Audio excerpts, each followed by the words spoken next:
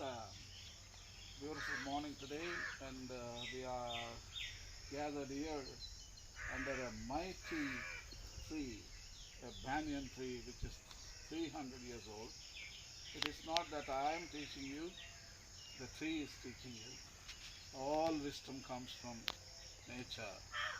So, when we talk about rocks, we have a very special meaning because Jesus himself talks about rocks. You are rock. On this rock I build my church. So the first word is rock. So what do you know about rock? What do priests and bishops, followers know about rocks? But Jesus knew about rocks. So in order to understand Jesus' teachings, it is the first requirement that we understand the geology of the rocks. Then only you can understand, because the starting point of the church is the rock. On this rock I build my church. So what characteristics the rocks are having? So then only you can interpret how a church should be. So in order to gain wisdom in our ecclesiology subject, we need to decode what rocks are. So geology we are talking now. Then we make theology. We can take geology to theology. Without geology, you can't make theology. The first requirement is geology. So the first things appeared on the planet was rocks. There are three types of rocks. Only three. See there? Igneous rock, sedimentary rock, metamorphic rock. That's it. Is it so hard to learn geology? Is it so difficult? No. For seminaries, can't they teach geology to students instead of talking too much about metaphysics, ontology, all these ologies? Let us reduce, and can't you talk about the reality which is in front of your eyes? We spend more time learning about what we don't see and stop learning about what we see. So it's time to learn about what we observe. So then we can talk about what they may exist or they may not exist. We spend 2000 years talking about that which we may exist or may not exist and ignoring. That's the reason why all those outcomes of ecological crisis we are facing today. So, igneous rock. This is the igneous rock. This is not. Igneous means born out of fire. So all the igneous rocks are born of volcano. So it may be magma. Magma means the fire, liquid fire outside the volcano. Or lava. Lava means under the earth. Under the earth, the liquid fire is called lava. Outside, it is called magma. Alright? So a rock can be formed by magma or lava. So inside also rocks can be formed under the earth. Under the water also, because volcanoes are found even in the oceans.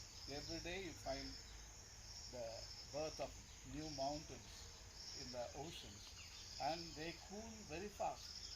So they are made round stones, very fast, black stones. See here, there are two different types of igneous rocks. One is the mafic rock, another one is the felsic rock. Usually mafic rocks are little darker, felsic rocks are little lighter. So now what is this rock? Felsic rock. This is a felsic rock. The mafic rock will be little dark. Immediately you can understand that that rock was formed under the soil or in the ocean, because it solidified very fast. That's why it is dark, like a lava itself.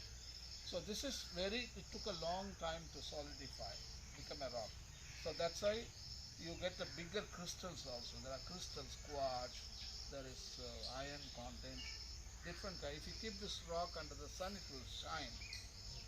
You will find some shining material there because the crystals are little larger. So this this is a rock we all know. Everybody knows igneous rock, isn't it? This is the igneous rock, but we call it a granite stone. That is the word we use to describe that. So we can really explore these rocks.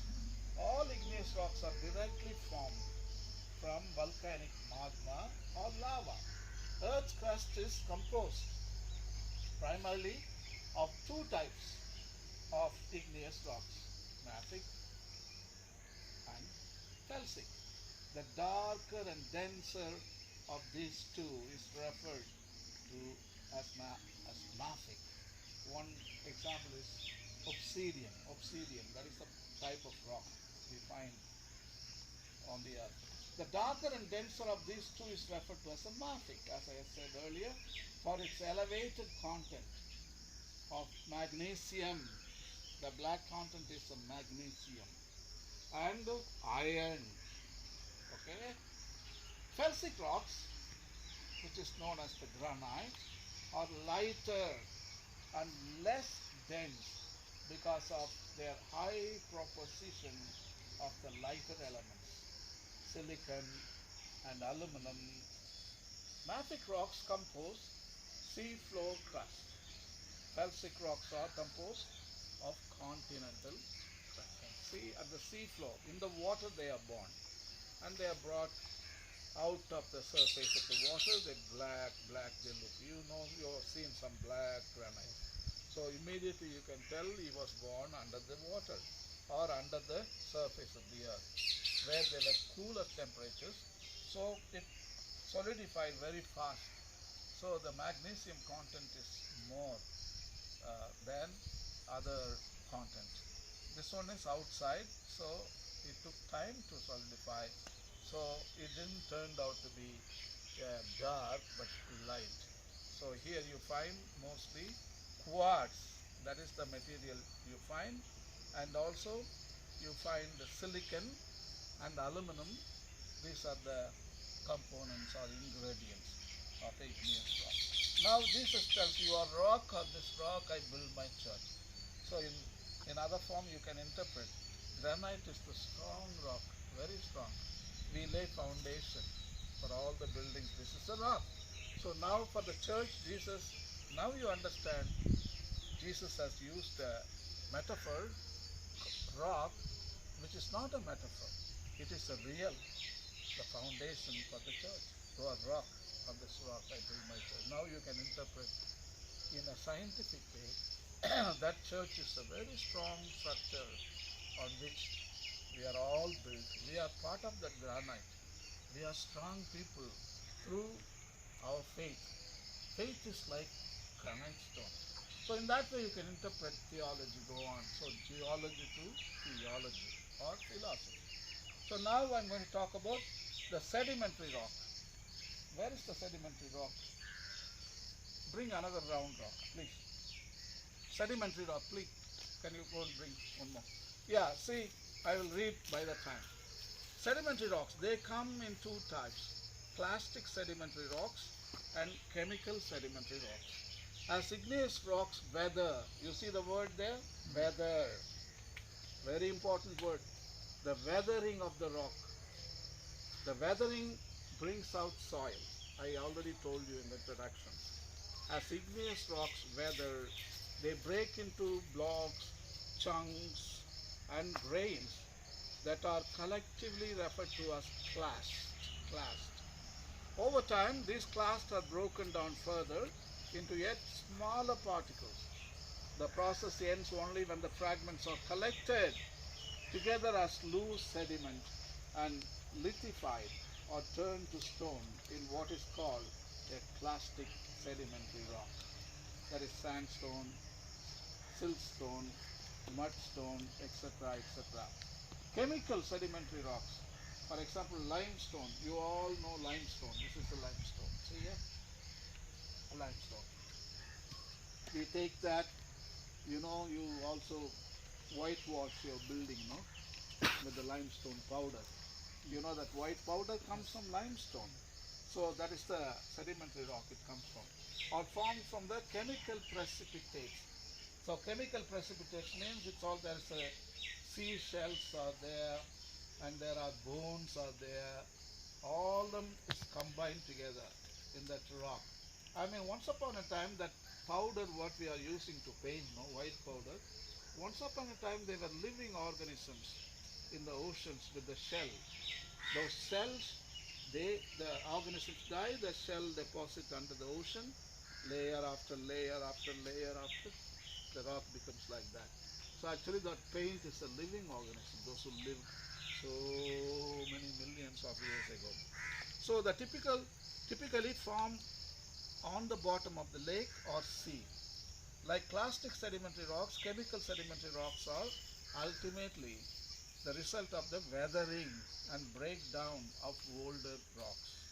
As a rock undergoes weathering and disaggregation, any part of it that does not remain as a solid class is dissolved. So this is the example of chemical chemical clastic rock, sedimentary rock, chemical sedimentary rock.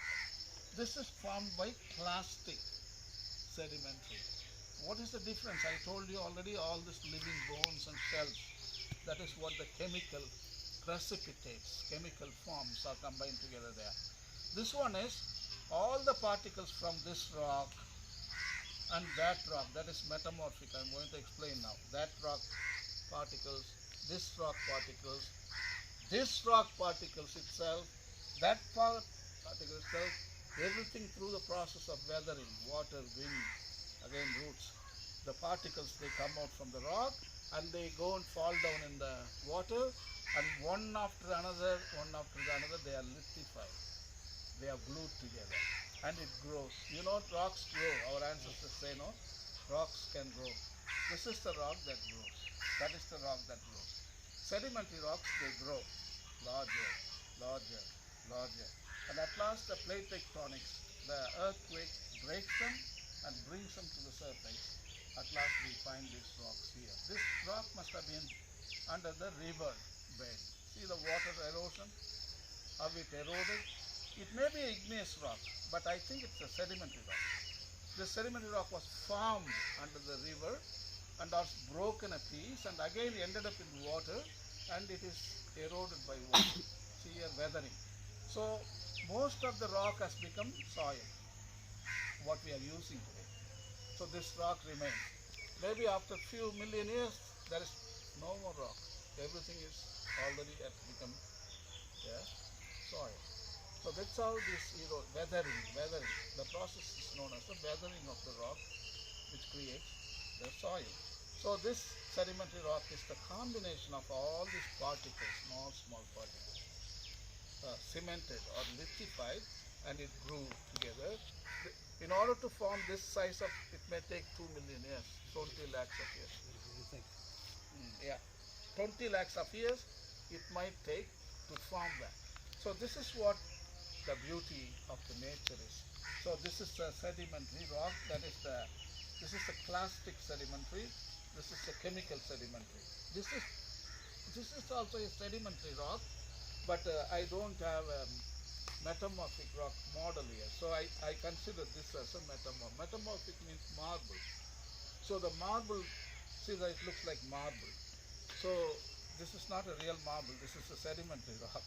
But I am cheating you because we don't have a marble. So I am telling, imagine that this is a marble rock. So this is a marble means you'll find grains. You know, the round grains like flowers, large crystals you find. So this is nothing but, this is not a rock on its own. Actually, once upon a time this metamorphic rock was igneous, or it was this rock or that rock.